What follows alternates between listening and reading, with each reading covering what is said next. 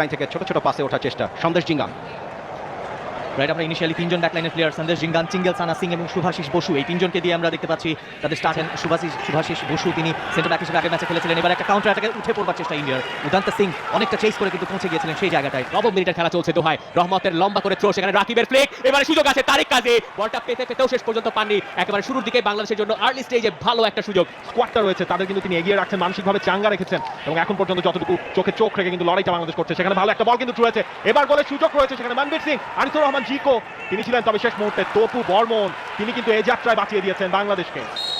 হুট করেই বাংলাদেশের ডিফেন্সটা একেবারে ফাঁক হয়ে গেল এবং ডিফেন্স লাইনের পেছনের জায়গাটা পুরোপুরি কাজে লাগিয়ে ইন্ডিয়া একটা গোল্ডেন অপরচুনিটি তারা হাতছাড়া করেছে এবং তার শুরু কিন্তু ছিল মিডফিল্ড থেকে। ব্রেন্ডন ফার্নান্দেজ একটা চমৎকার বল থ্রু করেছিলেন এবং সেখানে জামাল ভুইয়া, মানিক মোল্লা কারোরই অবস্থান নেই। সব এটিকে মোহনবাগানের ওয়ান অফ দ্য ব্যাকলাইনের মেম্বার ক্লিয়ার করলেন এক্ষেত্রে রহমত মিয়া। এখনো কিন্তু ইন্ডিয়ার পায়ে বল আমরা দেখতে পাচ্ছি। মনবীর দিয়েছেন সুনীল ছেত্রীকে, চমৎকার দেয়া নেয়া সুনীল এবং মনবীরের মধ্যে। উদান্ত সিং লং রেঞ্জ থেকে শট করেছেন, সেটা অনেকটা বাইরে দিয়েই বাইলাইন অতিক্রম করে বক্সের ভেতরে করা মার্কিং, সেখানে চিঙ্গেল সানা সিং হেড করার জন্য এগিয়ে ছিলেন, বাট মানিক মোল্লা চমৎকার ডিফেন্ডিং তার কাছ থেকে আমরা দেখেছি। এই মুহূর্তে কাউন্টার অ্যাটাকের জন্য মতিন মিয়া তৈরি, তাকে ভালো চ্যালেঞ্জে সুরেশ সিং ওয়াংজাম শেষ পর্যন্ত ফাউল করেছেন সুরেশ এবং ফ্রি কিক পেয়ে গেছে বাংলাদেশ দল এবং বাংলাদেশ দল সেই সুযোগের অপেক্ষা। এবারে কিন্তু একটা লং বল, সেটাকে রহমত মিয়া ফিল্ডে রেখেছেন, বাট ইন্ডিয়া কিন্তু বল পেয়ে গেছে পায়। সুনীল ছেত্রী মনবীরকে দিয়েছেন, সামনে মানিক মোল্লা জায়গা পাননি শুট করার, বাট সেটাকে সুরেশ সিং করবেন, তিনিও পারলেন না। ভালো ক্লিয়ারেন্স করার চেষ্টা, বিপ্লু ছুটে গিয়েছিলেন ওয়ান্স এগেইন, আবারও কিন্তু সুনীল বল পেয়েছেন অনেকটা উইক ফুটে, সেটাকে বল মেরেছিলেন মনবীর সিং, বাট ইগর স্টিমাশ তিনি কিন্তু একেবারেই বিরক্ত এটা থেকে গোল আদায় করতে না পারার জন্য। সেখানে একটা পেনাল্টির আবেদনটা ছিল আসলে ইন্ডিয়া দলের, তবে রেফারি কিন্তু সেই সিদ্ধান্তটায় কোনো কর্ণপাত করেনি। তারিক কাজী তাকে কিন্তু একটা ক্রেডিট কিন্তু দিতে হয় সেখানে, তারিক কাজী এবং রিয়াদুল। বল পজিশনে ইন্ডিয়া এগিয়ে থাকবে সেটাই স্বাভাবিক। গ্লেন মার্টেন্স তিনি আগের ম্যাচে আমরা দেখেছি অফ দ্য বল মুভমেন্টটা ভালো ছিল, আজ উইথ দ্য বল তিনি দারুণ করছেন এবং এই গ্লেন মার্টেন্স, ব্রেন্ডন ফার্নান্দেজ দুজন মিলে ঝামেলা পাকিয়ে যাচ্ছেন বাংলাদেশের ডিফেন্সে। এবার কিন্তু তপু বর্মন ভালোভাবে বলটা কিন্তু এই রিয়ালে যেটা এসেছিল সুনীল ছেত্রীর মাথায় যেতে দিলেন না। এবারে কিন্তু header Chinglen Sana, goal line clearance from Riadul Hasan Rafi, wonderfully একটা কিন্তু গোল বাঁচিয়েছেন। বড় বাঁচা বাংলাদেশ দল বেঁচে গেল। চিঙ্গেল সানা আদিল খানকে মনে করে দিয়েছিলেন, যেটা 2019 সালে এই ব্রেন্ডন 3 থেকে 4 গুণে গিয়ে ইন্ডিয়া। এবার কিন্তু মতিন মিয়া ভালো একটা রান মেক করছেন, বাম প্রান্তে বল দিয়েছেন ইব্রাহিমকে, ইব্রাহিম ডিবক্সের ভেতর ঢুকে পড়বেন। দেখা যাক ইব্রাহিম, সুযোগ রয়েছে ইব্রাহিমের, সেখান থেকে বলটা ছেড়েছিলেন মতিন মিয়াকে উদ্দেশ্য করে, তবে মতিন এবার কি রাখতে পারে তার ক্রেডিট নিঃসন্দেহে। রহমত মিয়া একটা লম্বা থ্রোইন এবং সেটাকে Manvir Singh the tallest man, এবারে কিন্তু হেডার ছিল সেটা তারিক কাজীর। গুরপ্রীত সিং শেষ পর্যন্ত তার বিশ্বস্ত হাতে একবার গোল লাইন ক্লিয়ারেন্স করেছেন রিয়াদুল হাসান রাফি। এবারে কিন্তু রহমত মিয়ার পোর ক্লিয়ারেন্স, সুনীল ছেত্রী বল পেয়ে গেছেন, মনবীর সিং লাকি বাংলাদেশ যে মনবীর বলটাকে ভালোভাবে ধরতে পারেনি। আরও একবার কিন্তু রহমত মিয়া স্লপি আমরা সেই জায়গাটায় দেখলাম এবং এই জিনিসটা এর আগে আফগানিস্তান যেদিন গোল করেছিল। রেগুলেশন টাইমের 45 মিনিট প্রথমার্ধের শেষ হয়েছে, 1 মিনিট এক্সট্রা টাইম, সুতরাং বোঝাই যাচ্ছে খুবই পরিচ্ছন্ন ফুটবল। মতিন তার নিয়ন্ত্রণে বলটা এখনো পর্যন্ত আছে, কার জন্য বাড়াবেন, নিয়ন্ত্রণে রেখেছেন, চমৎকার হোল্ড করছিলেন, লম্বা করে সামনে বাড়িয়েছিলেন। বিপ্লু অনেকটা উঠেছিলেন, যেহেতু ইব্রাহিম নেমেছেন তিনি কিন্তু লেফট ফ্ল্যাঙ্কে খেলছেন। বিপ্লু আহমেদ শুরু করেছিলেন লেফট ফ্ল্যাঙ্কে, তিনি এই মুহূর্তে অ্যাটাকিং মিডফিল্ড পজিশনে মাসুক মিয়া জনির জায়গায় এবং রাকিব কিন্তু ডান প্রান্তে, তার মানে রাইট উইংয়ে থাকছেন রাকিব। 1 মিনিটের অতিরিক্ত সময় শেষ হয়ে গেছে। It's a break. কাতারের Jassim bin Hamad stadium Al Sadd, Bangladesh 0 India 0। Welcome back once again from কাতারের Doha Jassim bin Hamad stadium. এবং নাম্বার 22 22 নম্বর জার্সি পরে যিনি খেলছেন আশিক কুরুনিয়ান, যার কথা আমরা বলছিলাম যে আগের ম্যাচেও আশিক কুরুনিয়ান খেলেছিলেন কাতারের বিপক্ষে। তাদেরকে আরও বেশি সচেষ্ট হতে হবে। কোচ জেইনি ডে ফার্স্ট হাফে আসলে ইগর স্টিমাসের ট্যাকটিক্সের সঙ্গেই পাল্লা দিয়ে উঠে পারেননি। আরও একবার তারিক কাজী আশিক কুরনিয়ানকে বাধা দিয়েছেন, থ্রি ম্যান ব্যাকলাইনের এগেন্সে গোল করা আরও বেশি অসুবিধা হয়ে গেছে বাংলাদেশের জন্য। এই মুহূর্তে মনবীর সিং ডান দিকটা ধরে, তাকে অবশ্য সেই জায়গায় খুব একটা সুবিধা করতে দেননি ইব্রাহিম।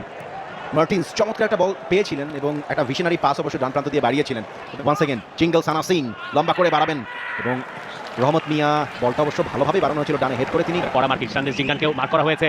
এবারে সেখানে অবশ্য শেষ পর্যন্ত রাকিব তিনি দলকে চাপমুক্ত করতে যাওয়ার চেষ্টায় শেষ পর্যন্ত সফল হতে হয়েছেন। নেমেছিলেন, তিনি কিন্তু ইমপ্রেসিভ ছিলেন আজকে স্টার্টিং 11-এ। এবার কিন্তু একটা চমৎকার ভিশনারি পাস ঢুকেছে ভেতরে, সুনীল ছেত্রী কিছুটা কাটব্যাক করে দিয়েছেন, সুযোগ আছে পা পায়ে পুল দ্য ট্রিগার, কিন্তু শেষ পর্যন্ত একজন ডিফেন্ডার খুব ভালোভাবে বাংলাদেশ দল নেগোশিয়েট করেছে। ব্যাকলাইন রাকিবের জন্য জামাল ভুইয়া একটা থ্রু পাস বাড়িয়েছিলেন, যেটা ধরতে পারবেন না। শুভাশিস বোস সেখানে আছেন এবং শুভাশিস বোসকে চাপে ফেলে দিয়েছিলেন রাকিব এবং সেই জায়গায় একটা ফ্রি কিক জিতেছেন। রাকিবের কাছ থেকে ভালো ফুটবল, যে কাজটা তার উপর বর্তানো হয়েছে সেই কাজটা এই ক্ষেত্রে অনেকটুকু হাইলেন বাংলাদেশের প্রেক্ষিতে। হেড সেখানে এবং সেই সুনীল ছেত্রী একেবারে ফাঁকায় বল পেয়ে গেছিলেন।